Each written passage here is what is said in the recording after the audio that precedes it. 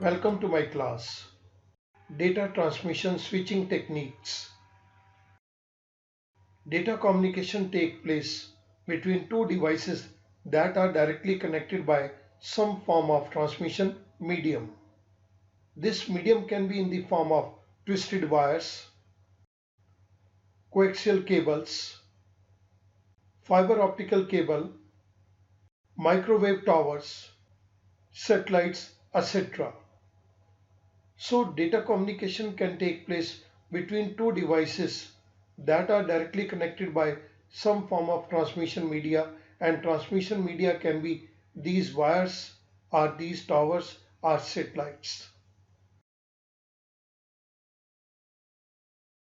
Often it is impractical or uneconomical that two communicating devices are always directly connected with each other. For example, TV and remote control.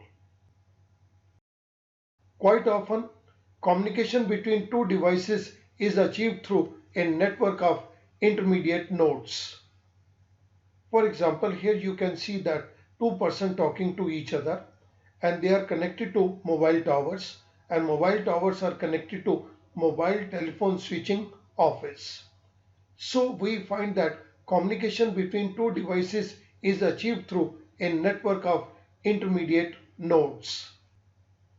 These nodes provide a switching facility that moves data from node to node until the data reaches to destination device.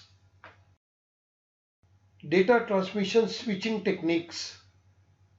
There are three different methods of establishing communication links between the sender and the receiver devices in a communication network, namely circuit switching, message switching, and packet switching.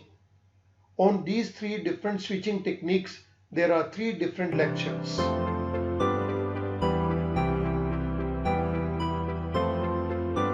Circuit switching.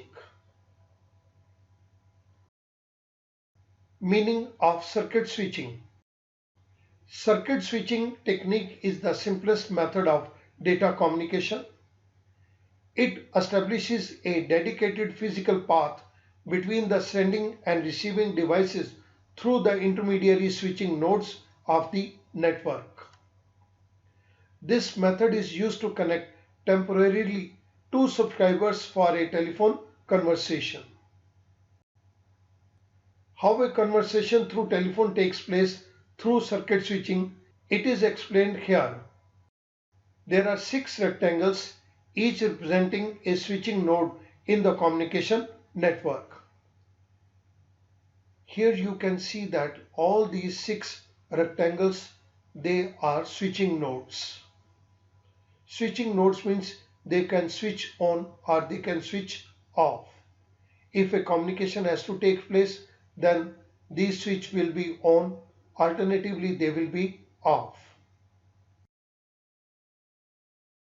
When a message is to be transmitted from the sender device to receiving device, a physical path is established between the two by physically connecting the incoming and outgoing line of each of the intermediate switching nodes that fall on the path. It is something like this. Sending device gets connected to a switching node. This switching node gets connected to the next one. In this way, a circuit is developed up to receiving device.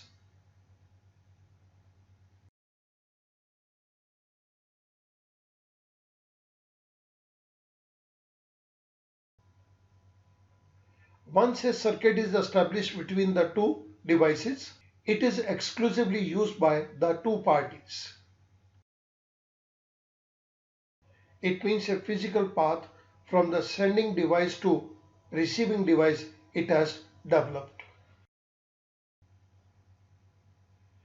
This dedicated physical link between both ends continues to exist for all the time until the call is terminated either by the sender or by the receiver. The moment this connection is terminated by any one of the two devices, the dedicated source, that is the physical path, it is deallocated and can now be used by other devices also. Now, what are the advantages of circuit switching? Once the circuit, that is the physical path, is established between the two devices, data is transmitted from sender to receiving device without any delay. It is suitable for low speed communication devices. This method is suitable for long continuous transmission of data, as dedicated continuous transmission path is established for the entire duration of data transmission between the two devices. As long as they continue talking to each other, this path will remain in an existence and they can continue to talk throughout the duration of the data transmission. Now, disadvantages of circuit switching. Prior to actual transfer of data, there is time lag. That is the time required to establish a physical link between the two devices. This time lag may vary and depends upon switching infrastructure and distance involved. Second disadvantage. Since the physical link is a dedicated one, therefore the whole channel capacity is dedicated to one source for the entire duration of the connection. Hence, the network resources may not be ideally utilized.